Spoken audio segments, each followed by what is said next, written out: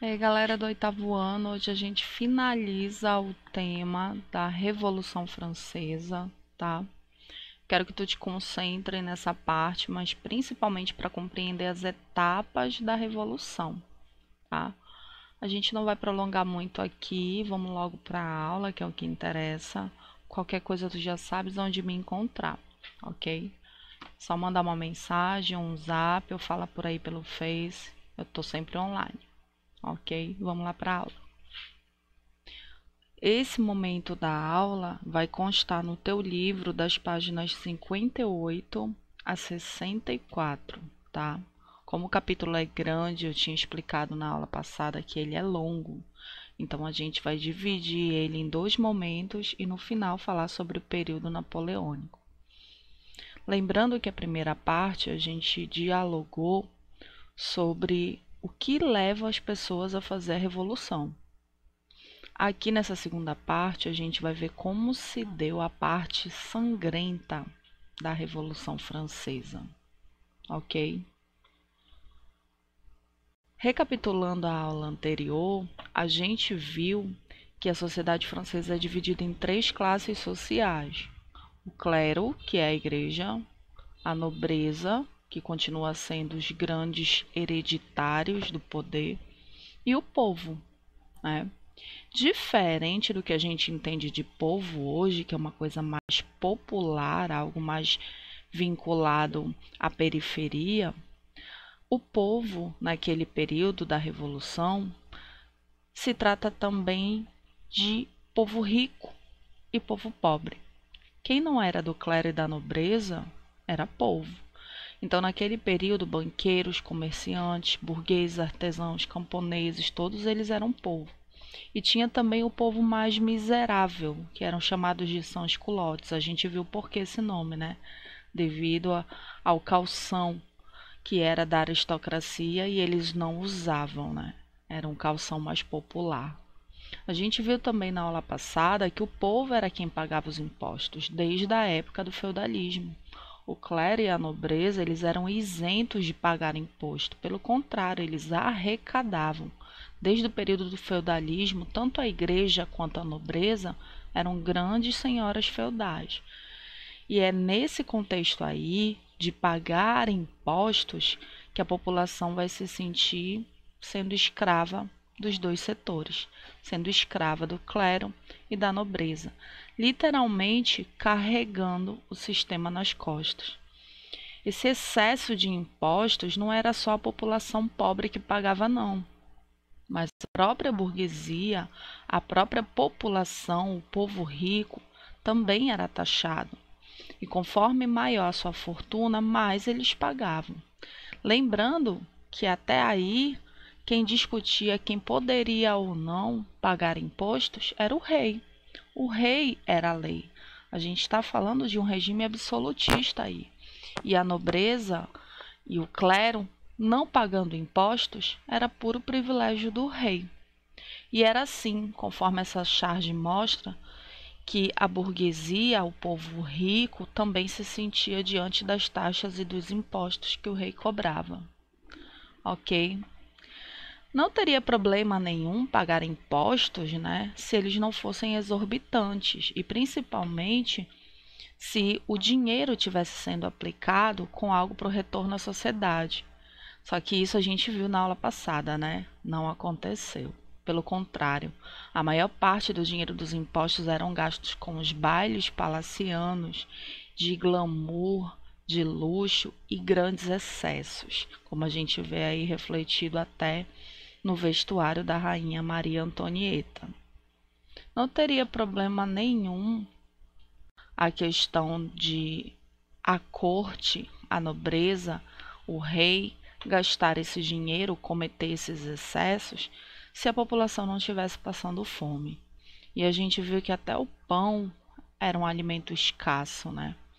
Na aula passada nós vimos que 80% da renda de uma população miserável basicamente só dava para comprar o pão. Então não teria problema nenhum a questão dos impostos e como estavam sendo gastos se 84% dessa população não fosse miserável. Então, É aí que começa a primeira discussão. A gente viu que a população, o povo, passou a questionar de que forma o clero, a nobreza e o rei estavam gastando esse dinheiro dos impostos, por que a França estava numa crise que nem a população pobre conseguia se alimentar, e principalmente, por que o clero e a nobreza, sendo os que mais gastam, os que mais têm renda alta, por que eles não pagam? Por que o Tesouro Nacional não pode ser dividido no custeio entre eles? E é aí que eles decidem fazer uma Assembleia dos Estados Gerais. Estados Gerais por quê? Porque cada classe social representava um estado, né? Isso a gente viu também na aula anterior. Em todas as discussões dentro dessa Assembleia, acabaram surgindo 3 propostas. Que todos deviam pagar impostos, uma proposta super polêmica, porque o clero e a nobreza não aceitaram. A segunda proposta foi de igualdade política, porque foi percebido lá que no meio das assembleias não existia, todas as pessoas não tinham direito a voto. E aí, depois de muita implicância da parte do rei, que não queria aceitar que o voto fosse por cabeça, eles perceberam que o rei era o problema.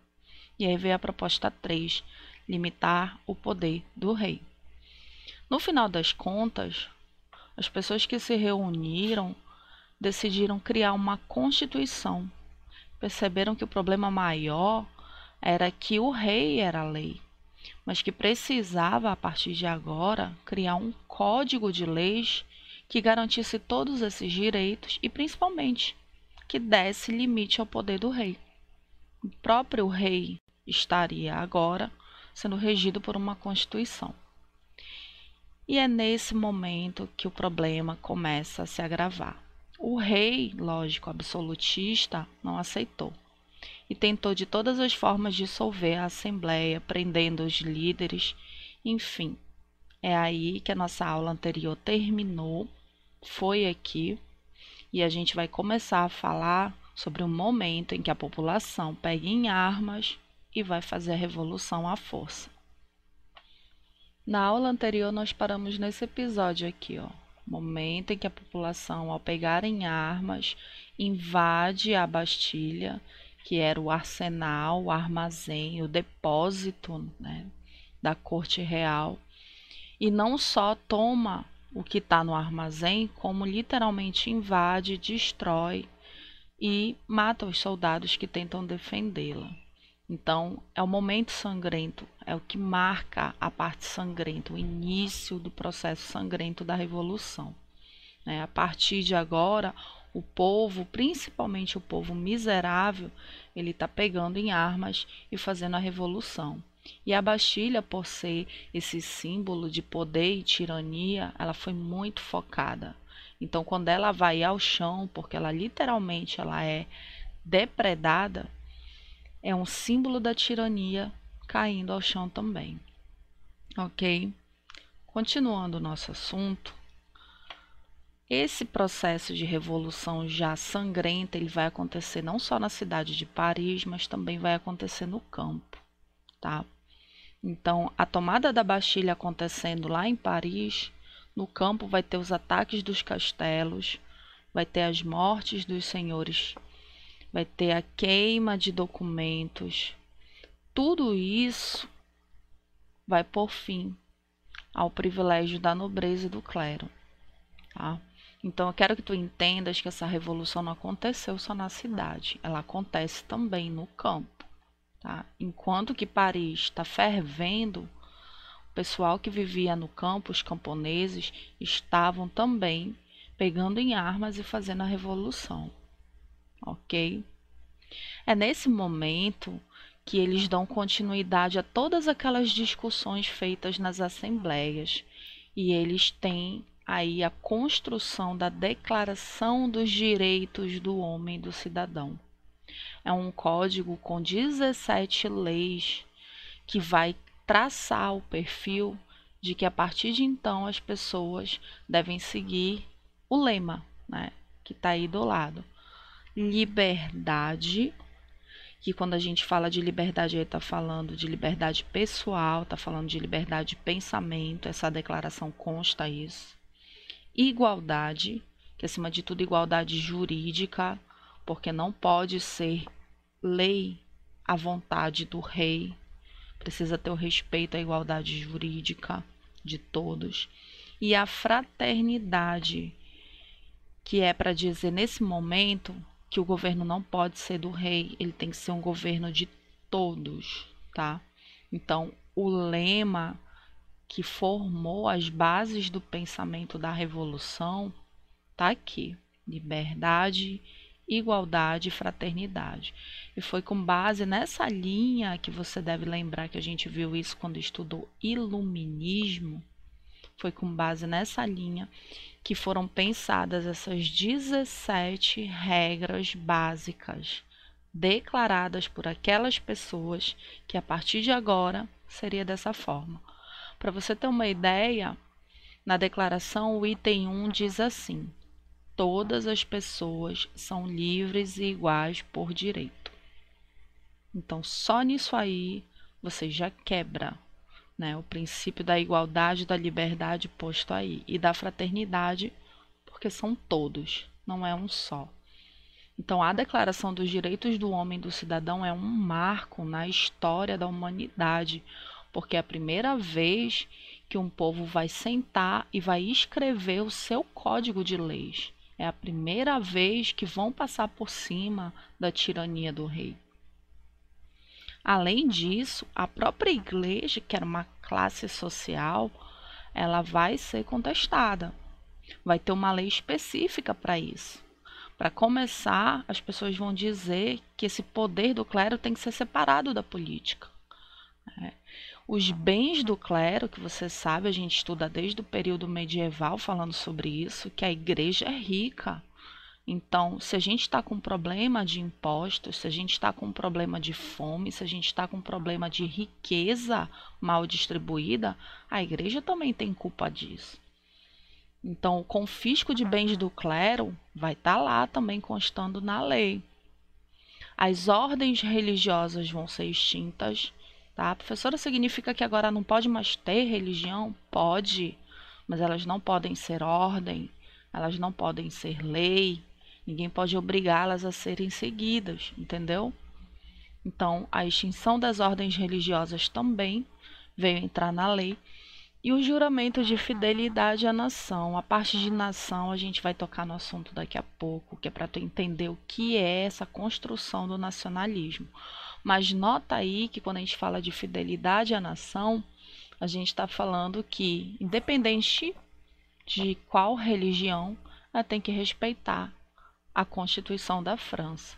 E principalmente entender que o Estado é laico, ou seja, o governo não pode assumir, escolher uma religião, porque senão não há liberdade. Quando você escolhe uma religião como oficial, não há liberdade. E principalmente, o governo é para o povo, né? Então o Estado, ele tem que ser laico. Tá, e o rei no meio disso, né? Você pode prestar atenção que em nenhum momento foi dito que o rei deveria ser deposto. As pessoas que estavam discutindo todo esse processo ainda aceitavam a monarquia e acreditavam que o Luís XVI poderia sim continuar no poder, mas ele teria que respeitar o Código de Leis, ele teria que respeitar a Constituição. Então, esse código de leis criado pelas pessoas, na teoria, era para o Luís XVI aceitar. E assim teria uma monarquia constitucional, ou seja, o rei teria que aceitar as leis, a Constituição criada pelas pessoas, né?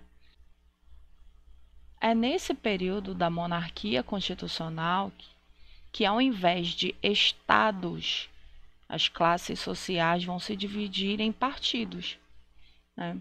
E tu vai ver aí 3 partidos que vão ganhar destaque: os girondinos, a planície e os montanheses, né? Que você vai ver mais tarde que vai ficar conhecido como jacobinos. Então, os girondinos era a alta e média burguesia, digamos assim, que era a parte mais rica da burguesia, né? A média burguesia constituía o que eles chamavam de planície, partido planície. A gente vai já entender isso, né? E os montanheses já eram as classes mais populares, já abarcava a pequena burguesia, já tinha um pouco da parte dos sans-culottes que apoiavam, não participavam dentro dos partidos, mas apoiavam. E o interessante é que se tu prestares atenção, tá tendo uma referência aí sobre direita, esquerda e centro, né? Por que isso?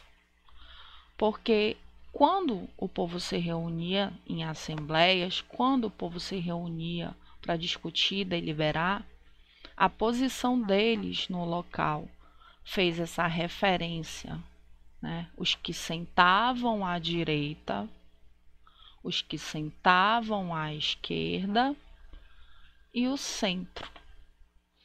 Então, a posição dos grupos, a posição dos partidos nessas assembleias foi o que definiu hoje os nossos conceitos de direita e esquerda. E a gente vai entender isso melhor já já. Agora, observando a legenda aí, está mostrando o interrogatório do Luís. O rei está sendo interrogado? Vai já entender. Quando aconteceu a parte sangrenta da Revolução, que a população começou a pegar em armas, né, quebrou os privilégios da nobreza, automaticamente muitos nobres fugiram. E não foi só isso, né? Vendo a população pegar em armas e tirando o poder do rei, outros países passaram a se preocupar com o que estava acontecendo na França, como por exemplo, a Prússia e a Áustria decidiram fazer uma coligação internacional para ajudar o Luís XVI a restabelecer o poder dele na França. Então, essa tentativa, digamos assim, né, do Luís XVI de buscar apoio externo para fazer com que a força, né, na base do exército de outros países, para que pusesse ao chão os revolucionários na França, fez com que isso manifestasse mais ainda o sentimento de revolta. Então, Luís XVI, quando ele tenta fugir em 1791, isso cria na população um sentimento de revolta, porque além dele estar se aliando a nações de fora, ele está contra a revolução na França. Então, esse interrogatório aí faz parte do momento em que ele foi preso e acusado de traição à França, ok? Lembrando que esse momento já existe a Constituição, que já delibera quais são os direitos do homem e do cidadão. A partir desse momento que o Luís XVI, né, passa a se tornar um prisioneiro na própria França, embora ainda seja o rei, mas ele já é um prisioneiro, começa a surgir outras lideranças que vão contrapor o poder do rei, mas principalmente lideranças da parte dos jacobinos, como Marat, Danton e principalmente o Robespierre. Uma coisa que marcou esse período é que os jacobinos eles vão se tornar radicais. Eles já estavam no processo antes, eles tiveram a ideia de pegarem armas e fazer a revolução, só que agora, com toda essa dificuldade do rei em aceitar o processo revolucionário, os montanheses, os jacobinos, vão passar a querer tomar a frente do processo. Então, discursos como ordem de segurança geral, juramento de fidelidade à nação, coisa que o rei não fez, preferiu se aliar a povos de fora, né? O Robespierre ele vai solicitar até que se crie um comitê de salvação pública, para que possa, pelo menos, se fazer um discurso de como salvar a França de tudo que ela está passando. E o Robespierre ele vai tentar tirar o voto da mão de todos que são ricos e distribuir, colocar que o voto seja universal. Isso vai mexer muito com a cabeça dos sans-culottes, né? Ou seja, todo homem, independente da sua renda, ter direito de votar a partir dos 21 anos, nossa, né? Você coloca aí o quesito igualdade em outro patamar, independente da condição social de cada um. É aí que vai começar a fase da convenção, tá? A convenção, ela vai ser posta com um decreto, que quem vai puxar são os jacobinos. E com essa teoria de que o rei ele não é amigo da França, né, essa fase da convenção vai se aproximar mais ao que hoje a gente entende por uma assembleia de todos, uma espécie de república. O que tu precisas entender é que essa fase da convenção, ela vai ser marcada pela presença massiva de decisões dos jacobinos, né? E não é à toa que os livros vão classificar ela como a Era do Terror, porque os jacobinos vão pegar o discurso de valores, de nacionalismo, de virtude dos franceses e vão querer colocar isso em discurso político para fazer valer mudanças de leis mais sérias. Como assim? Vamos lá. Tu lembras de todas aquelas ideias radicais, né? A partir de agora, com esses outros países tentando colocar ordem de novo na França, o Robespierre vai sugerir que exista um comitê de segurança geral, mas com base numa guarda popular. Como assim guarda popular? A gente tem que armar as pessoas para que elas possam defender a própria França, né? Sem falar também que aí vai ter um tribunal revolucionário, onde ele vai colocar, onde ele vai aplicar aquela primeira ideia dele, de que o voto devia ser de todos, né? Todos homens. A gente vai falar sobre o voto das mulheres muito depois, tá? Então, o tribunal revolucionário, ele vai colocar em prática a teoria de que todos os homens podem votar. O Robespierre, ele chama a atenção desde o início pelo discurso radical.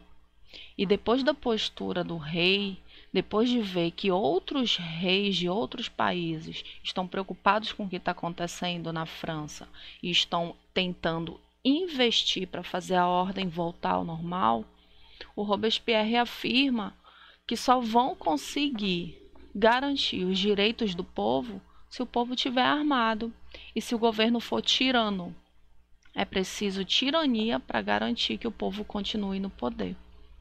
Então, essa era do terror, ela foi muito, na verdade, uma caça às bruxas, onde o Robespierre e os jacobinos passaram a condenar, a perseguir, a investigar todos aqueles que eram dados como inimigos da nação. E esse é um dos pontos que vai levar à execução do próprio rei, né? Da feita que ele não respeita a Constituição, da feita que ele procura retomar a todo custo o poder dele, que não aceita a revolução, ele é condenado à guilhotina, ele é condenado à morte. Não só ele, mas como no mesmo ano, a rainha Maria Antonieta também, tá? Então, percebam aqui que a revolução ela vai ter um marco muito grande. A gente tem a primeira etapa, que é a fase do diálogo, e a gente tem a segunda etapa, que é a fase sangrenta. E é uma fase sangrenta não só da população pegar em armas e fazer a revolução, mas é uma fase sangrenta para fechar o regime, para fechar e acabar com a monarquia.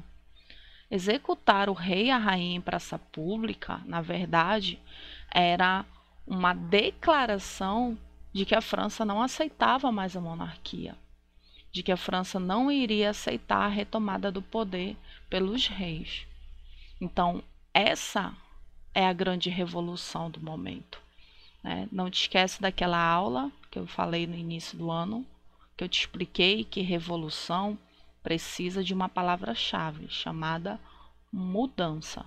Se não tem mudança, não é revolução. É o primeiro marco na história da humanidade em que rei e rainha são depostos do poder e a população toma o poder para si. Esse é o marco da Revolução Francesa. Eu preciso falar para ti rapidinho sobre a guilhotina. Ela vai ser um símbolo no período, tá? Um símbolo que vai marcar não só a fase do terror dos jacobinos, né, mas vai marcar também alguns princípios da Revolução Francesa. Eu não sei se tu sabes, mas quando alguém era preso, era condenado, competia à família bancar todos os custos do processo. Então, se de repente alguém fosse condenado à morte, a família ia cuidar de tudo, inclusive dos custos da morte. Então, acho que tu já viu em alguns filmes que existiam várias formas, né, da pessoa sofrer a sentença. A mais comum era o enforcamento.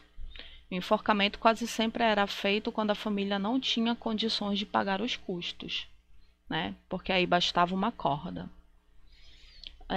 Outra parte também que era mais popular era o fuzilamento, só que o fuzilamento envolvia muito a questão da honra, né? E também gerava custos de munição, custos relacionados à exposição, ao local. E as pessoas que tinham uma renda maior, elas investiam dinheiro no capataz, né? Que era o que fazia, costumava ser a decapitação por machado, que era mais rápida, era sem dor, e por isso era mais cara. Então, até mesmo as sentenças de morte, elas têm a ver com as classes sociais. A guilhotina acaba com isso. A guilhotina ela se torna também um símbolo de igualdade, seja rei ou seja filho de um sans-culotte, a guilhotina vai matar todos por igual. E sem falar também, que parece ilógico, mas um dos princípios de se usar a guilhotina era a noção de fraternidade. Meio ridículo falar isso, né? Mas fraternidade por quê? Porque era a forma mais rápida e indolor. Independente da situação, a pessoa tinha o direito de morrer sem dor. E a guilhotina possibilitava isso de um jeito, digamos assim, mais fraterno. Mas e aí? A França está sem rei, quem é que governa? Né? Eis aí a situação.